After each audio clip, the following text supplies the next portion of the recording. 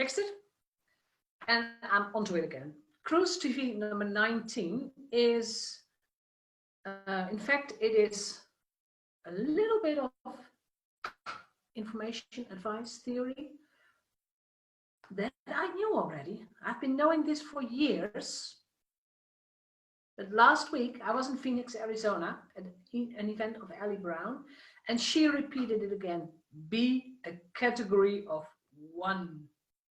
Makes you incomparable. And I thought, well, how can I train you to become a category of one? So last week in Phoenix, I called myself the cruising business coach. There's no other business coach doing this. There's no other business coach taking people on a crossing, like on a transatlantic cruise. There are lots of entrepreneurs who do things like this, but focusing on transformation, building your business, focusing on the more serious stuff, and not only for fun being on this cruise. I'm quite unique in that. I think at this moment I'm the only one, especially taking people on a cruise for 2 weeks. A lot of people think it's too long, but anyway, I was talking about it last week, and people were saying, yeah. I don't know anyone else doing this, especially not a woman, especially not with this focus, not with this length, not with this whole transformational thought behind it. So I decided I am a category of one. And I want you to be as well. You. I'm going to share. Of course, I did prepare, one moment. I did prepare some slides, and I always do that. I like that. I think it gives more body to the videos. It gives you more value. So I'm going to, share screen. How to create a best-selling product and become a category of one by having a framework. I know. Title is quite long. I couldn't figure out how to make that shorter and expressing at the same time what I mean, because I want you to have a best-selling product. I want you to become a category one, and I want you to start thinking about a framework if you don't have one yet. If you have one, you're good. What defines a bestseller product? And it's information that I learned, I don't know, 4 or 5 years ago from a marketing expert. And he explained, and he also made us practice with our own products back then. Well, what makes it a bestseller and what makes it not so attractive? What makes it mainstream and what makes it very, very crazy? So what is a bestseller product? You have to solve a problem. Your product is a solution to a problem. And if you're a marketeer, like I am, like all entrepreneurs are, all entrepreneurs are in the marketing business. We are all marketeers. So if you want to sell something, your clients need a problem. And it can be like they need a new car because their car is broken. That's a problem. Or their mindset is broken. That can be a problem. Or their website is broken. That can be a problem. You know your clients best. And if not, ask them. So your product is a solution to their problem. If not, then it's just for fun. If it doesn't solve a problem, it's like, well, I don't need it. Then, number 2, the uniqueness of a product. The best products are those that are not mainstream and at the same time not completely out of this world. So check in your own portfolio what is mainstream and twitch it. Make it more unique. Adding something to it, add an experience to it. In my case, the cruise. It's not completely crazy. It's not completely out of this world, but it is kind of unique and it is strange. But yesterday I was on book presentation. One of my students published her first book, me being the proud mom. So I was watching and I was sitting there. And after the presentation, of course, we had a toast. We had some bubbles, and we had some time to chat with the other people, with the other participants. And I was introduced by her to one of the other guests, a man, and she said, he has found something so unique. Please tell him that he has to market this, because the man was not a marketeer, not yet. He's a career coach, so he helps people either getting a new career or new insights, or making them stop their job, yes or no. And normal career coaches are in an office. You sit here, there's a table, and there's your coachee. That's normal. That's very, very mainstream. What he does, he takes his one-on-one coach clients to nature preserve it is. I think it's like a fantastic terrain of nature with a lot of water and trees and wood. And there are two very special rare birds. I mean, they're rare here in the Netherlands. The sea eagle and the fish eagle. I mean, I have never seen them in the wild. What he does, he takes people with him on this trip, and he knows his birds, and he's a bird lover. That makes him unique. I will never forget it. And they walk and talk about career and about life and about blockages, everything. And the goal of the walk is to spot the very rare sea eagle. And until now, he has tested this with, I think, 4 or 5 clients. Until now, they've always spotted either the sea eagle or the fish eagle. And his clients are impressed, because they know that they're going to do that. They know they're going maybe to spot this rare bird. And they know that they're going to talk about themselves. And he said, doing this, because it's new, he has been a career coach for, 25 years. But doing this, I saw that instead of 5 meetings, I only need 1 now. The meeting is longer because it takes time to get into nature, etc. But it's only 1. But he had no clue how to market it, and why would this be so unique? So he called it now the Sea Eagle Safari, and I love it. That's unique. So it's not crazy, but it's unique.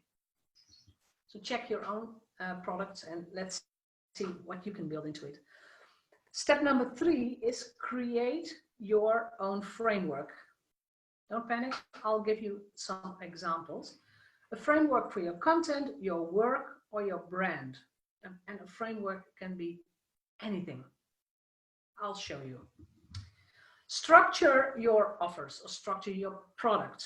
What is it? Why is it here? And how will it help your clients? So focus on the outcome, on the results. The how will follow. How we're going to do it, it's not so important. If you want the result, I'm the expert. I know how to get you there. But it's your job to structure it. And then you have to tell your story or stories. I mean, if you're like this man, this career coach, you are a bird lover, you have all these stories about birds, or how they play a role in your life, or how do you even distinguish a sea eagle from a fish eagle? I don't know. I don't know my birds.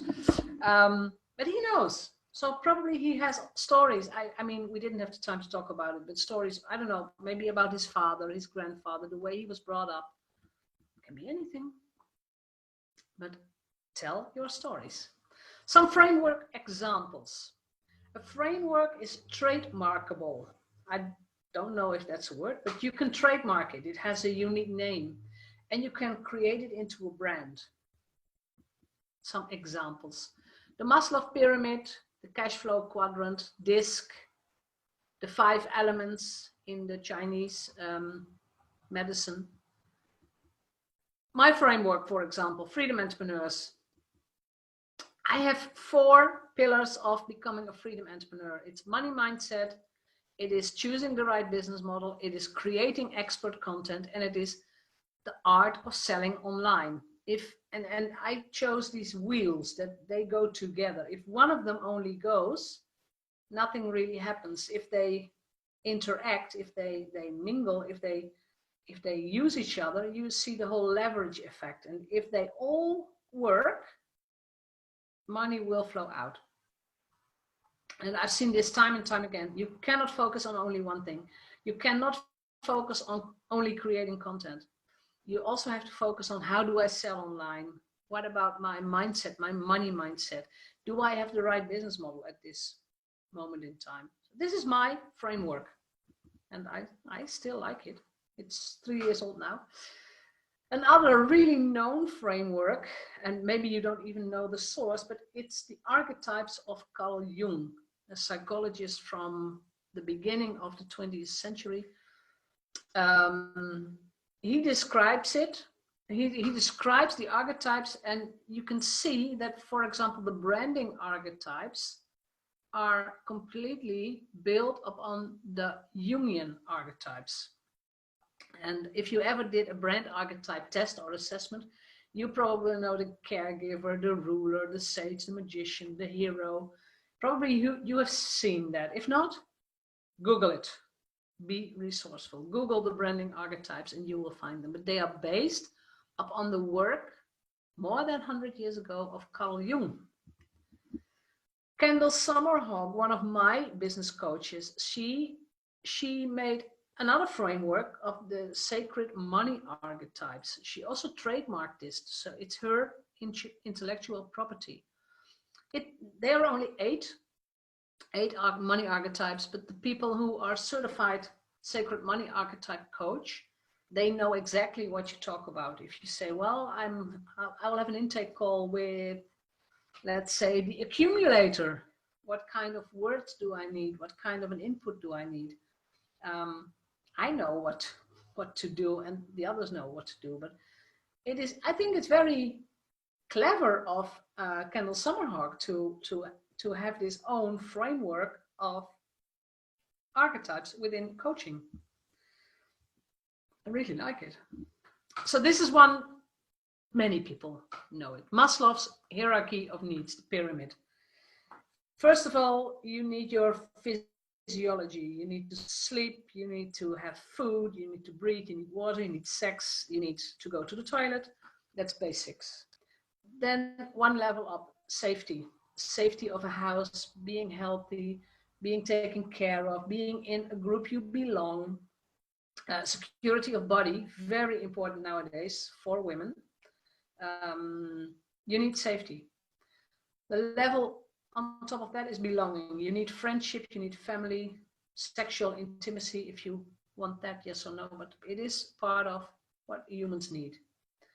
Level after that is esteem, self-esteem, confidence, achieving things, respect of others, respect by others, and also respecting others, you as a person. And after that is the whole self-actualization. What do I really want? Who am I as a person? Where are my judgments, the prejudice?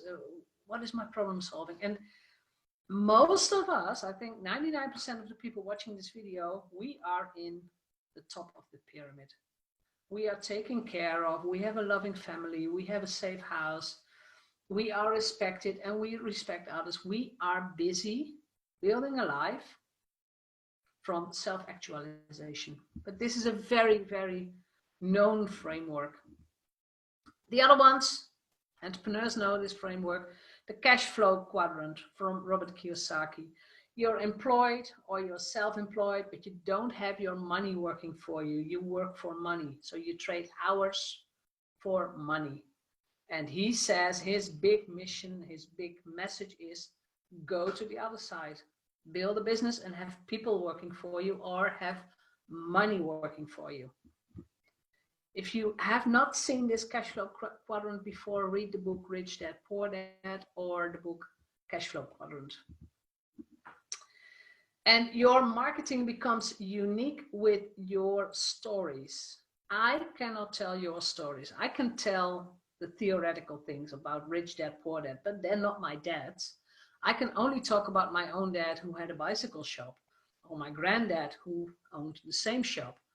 My grandmothers, one of them, my grandmother from father's side.